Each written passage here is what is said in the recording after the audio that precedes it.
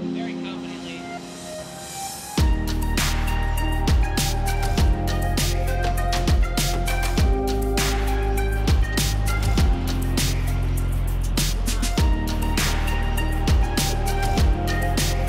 A lot of birds during migration can collide with windows and can collide with buildings because they can get disoriented by the reflections in the glass.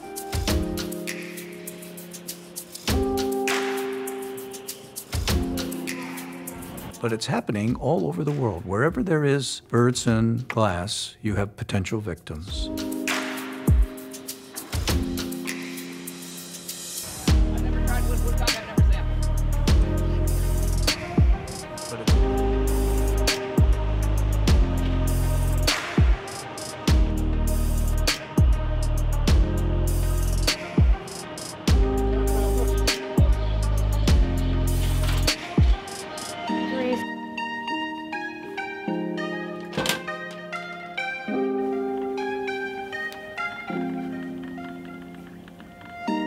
We take a look at the birds after their medications have ended. They've recovered from all of their injuries. They look good. We'll test fly them downstairs in our flyaway room. And if their flight looks good, we will return them back to the wild.